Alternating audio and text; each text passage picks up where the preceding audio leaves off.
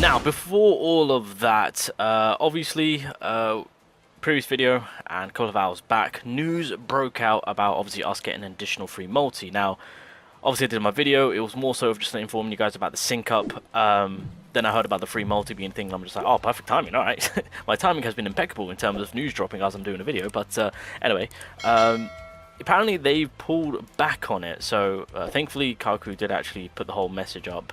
I mean, it was on Discord when it was announced, but essentially, within this post, at the bottom, they pretty much said that a free multi will be given out for everyone. They have, as you guys can see, removed that. They edited it, took away the free multi, and left it as is, as you guys have seen right here. All I'm saying is this: the damage has been dealt. We saw the message. Alright, even mods on the actual Discord, because that's where I initially first saw it, were kind of people letting everyone know, being like, yeah, we get free multi, by the way. And so for them to kind of backtrack, it's just like, yeah, I don't think that's going to work. No. So I'm expecting a free multi still. If not, then I expect it to be given through an additional event. If they want to do like an event which makes it so that we have to interact with the game, or maybe newcomers kind of have to, well, for them to kind of pick up newcomers, then I'm cool with that. As long as I get my free multi, I'm cool with it. But yeah, they kind of announced it, waited a little bit, then took it back, and I'm just like, bruh, you can't just do that. You just can't announce something like that and be like, yeah, no. So look, the damage already been dealt. If I was the developers, I would just commit to it. I mean, it's just 10 free tickets. Come on now, don't be stingy. Come on. But again, if they don't want to hand it out freely, then at the very least, implement it into the current events that we got lined up for Aizen, or do like a world event, or like a like a world event where they've done it before. But yeah, just kind of wanted to speak about that. Yeah, so yeah, bruh, I came back home and I just saw the news. I'm just like, really?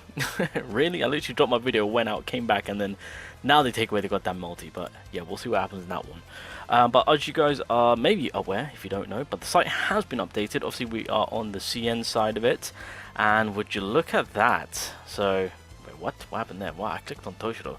But yeah, so they've got TOSHIRO. Aizen is releasing this Friday, of course, and it says stay tuned. I wonder who the yeah, developers, stay tuned. I wonder who that could be. It's not like you pre-announced everything on live stream. It's not like it's not like we have the full kit of a new character that is yet to be, or soon to be released. I wonder who the third character can be. But anyway, I digress. The thing about Aizen with the news that we've got is that they've confirmed his typing, his role he plays, and a little bit more about him. So it is confirmed, as you guys can see, that he will be the Spirit Battlefield user. So what does that mean? Rukia, it's been a pleasure. It's been an absolute pleasure, but I'm gonna have to put a hold on you, because I feel like Rukia's value is still there in terms of the freezingness. I think that strategic play is still going to be OP, unless Aizen can also nullify the enemy, or kind of stagger them, or stop them in their track. If he can apply that, then kind of puts Rukia in that not in the best position, although Aizen will provide more percentage wise in increasing damage, of course, and I'll go through that. But yeah, so the three key words that he has been provided is okay, first of all, the translation is off, but basically what he applies, just to kind of put it into words that we know of, is that he's going to be reducing the enemy's resistance to spirit. There is going to be damage increase, and output basically means I suspect this is going to be him on the DPS side. So it looks like this man is going to be a sub DPS Battlefield user. That is what we're looking at, which makes things a little bit more interesting now, because obviously for the most part you see a Battlefield user, you know that this is more so in support for the main DPS, so you want to kind of build around him in that Battlefield aspect, so that way he can furthermore push for the main DPS to do more damage, as well as he himself doing some sub DPS. I'm gonna keep it real. I am very much considering building up Aizen as an attacker. It is doable. It has actually been done already with Tozen. I've already spoken highly about this man to say that even though he's a Battlefield user, Tozen has power behind him. There are some high CM players who actually utilize TOSHIRO in a DPS way, to where he actually has a DPS kit, not so much as a battlefield support kit. So seeing that, I'm just like, I'm gonna copy that and I'm putting that onto Aizen. So I think what's best for me personally, what I'm gonna do is I'm gonna make 2 sets for him. I'm going all in for Aizen, boys. Let me tell you, I'm going all in and I'm doing this man up beautifully. You best believe. So we're gonna have 2 sets ready for him. But like I said, we've got resistance drop, damage increase, and I guess he's going to be increasing his own damage in some way or form. So immediately, what does that mean for Rukia? As I mentioned, well, if we're looking at it from the battlefield aspect, as well as the points that have been made for Aizen, SR battlefield users typically stay at that 15% mark in terms of with their battlefield skill. High rarity characters get an extra 15%. So obviously, in terms of that increase of damage for the whole team, Aizen will have the upper hand by getting the extra 15%. And when it comes to that resistance drop, I didn't actually even notice this, but Rukia does have it. So each time breaking ice is activated, the enemy's resistance of all attacks types will be reduced by 15% for 20 seconds. She's like universal. I didn't even pick up on this, to be fair. So yeah, there you go. So again, she's got something there for her. But like I said, if we look at the main, because I've got them all up right now. So obviously you got TOSHIRO, who is the thrust battlefield, Byakuya, which is the slash battlefield, and we've got Komamura, which is the strike battlefield. And they all have, if I show you guys on their battlefield skill, where is it? So obviously going with thrust, when the field skill is active, it will provide a 30% increase to damage, right? And again, this is mono team wise, so it does kind of, well, it won't make things awkward because you can have TOSHIRO and Aizen together, so they'll benefit from the battlefield skill buff. It's just the support role. If you're running with Urahara, then I mean, there's not really much to say on that part, right? Unless you run Momo, then of course you can fully benefit from them all kind of getting some damage going. And if you do have Momo maxed out quite nicely, then you know she's got some chip damage behind her, we'll say that. So there's that, and then of course Byakuya, once again, when Byakuya field skill active, the slash damage all pies gets a 30% increase.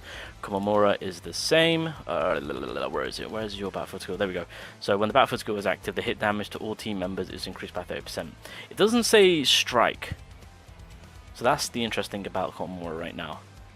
Anyway, so regardless, you guys are seeing that when it comes to the battlefield skill, there's that damage increase. It's going to be through the battlefield skill, it's going to be 30%. If it's in some way or form we can get a little bit more, then hello, we'll take that. But it is a continuing thing for battlefield users that is pretty much has been added throughout. So when it comes to TOSHIRO's resistance, I mean, all the resistance drop, by the way, is through passive. So again, with TOSHIRO's, it's in regard with his when TOSHIRO's field skill hits the enemy, that's when you'll drop the enemy's resistance, and again it will drop by 9% for 10 seconds, stack up to 3 times. So I think this is base percentage, so it goes to 27 at max for right now. Let me just double check. Okay, yeah, so the thrust resistance does go up as you level it up. So right now my thrust resistance will be dropped by 10.5 again, so that's pretty much, you know, going to the 31.5 mark. Next up is 12%, so it seems that the resistance drop is obviously clearly going to be above. Well, for right now, if I get it to 12%, then it'll be at 36% drop, so that'll be pretty nice. So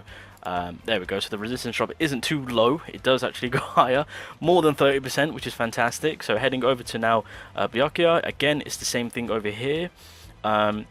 When Byakuya's battlefield skill hits an enemy, it will apply 1 stack of sacrifice. Each stack of sacrifice will reduce the enemy's resistance to slash damage by 6.75% and will last for 6 seconds.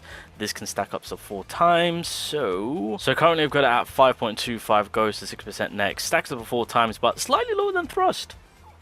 Interesting. Okay, so but again, it's within the passive, and then again, it's a common theme. Where is it? I saw it. Oh, there it is. Yeah. Each time the battlefield skill deals damage, the target's hit damage resistance will be reduced by 3.75% for 15 seconds. Again, so that's the lowest. So yeah, TOSHIRO has the highest. Interesting. Okay. I would have thought that the resistance play for each battlefield user would have been the same. Okay. Kind of interesting to see on where this puts Aizen, because I'm not gonna lie. Wait, is Rukia just like 20 across the board? Can she not? No. Yeah, it's 20. No. Where am I looking at? Yes, here. So, no, it's 15 across the board. It's not stackable too. Okay, that's fine. Alright, I was about to say, I was like, if she's stackable and she's at 15 per, that would have been crazy for an SR battlefield user, outdoing some of these high rarity characters. But That's two things that we can confirm on 2 of the roles. That's as far as we are aware on what Aizen is going to be capable of. But like I said, right, the 2 gear sets right now that are in, well, it's going to be an interesting one, because of course you got the BRKO one, which is the one that I am initially was going to go for, to drop the obviously the cooldown on Aizen's ultimate, as well as field skill damage increased by 20% each time the field skill is cast. Basic attack damage increased by 4.5%. That lasts for 15 seconds and can stack up to 6 times. I think I got it mixed up, because I think, yeah, so Komamura's one's the one where obviously we get the base attack increase, which is nice, but each time the field skills deals damage, the next field skill increases by 7.7% for last for 10 seconds, stacks up to 5 times. So because there's multiple stages, and it just depends on what it does actually. So obviously Komamura run, if there's multiple stages for Aizen's battlefield skill, then this will be more favourable. Unless you want to chase that ult and his basic attack does some good damage, then obviously Byakuya will be in the running for that, because hey, if you want to put some damage behind Aizen, if he's becoming that sub DPS, if they're putting damage behind him, then obviously this would not be a bad route to take. But if you want to fully commit to that battlefield skill, then I mean there is that option, depending on what the battlefield skill does. However, Renji set, yeah. So if you guys don't know, Renji set is one of the common ones that is used for Tozen if you want to build him in the DPS side of it. So each time damage is dealt, one of the following benefits will be randomly obtained, and lasts for 10 seconds and can be activated once every 15 seconds. So I might actually just throw this onto him if I'm being completely real. So you get the base increase of 6.5, basically same as Komamura. It's just you'll get the additional either crit hit rate by 36, or damage by 23, or attack increase by 34. So I might just throw this in onto well, I probably am, because I'm gonna make a second set and I'm just gonna party with it. I'm just gonna have fun with it. So yeah, I just, in order to see on which one's going to be the best in terms of the battlefield side, I need to see what his sub DPS kit is looking like, and obviously the levels to his battlefield skill. That's what we need to confirm and understand on what's going on before we can determine on which one we're going to go for him. But in terms of building his DPS, I'm throwing that Renji set on him.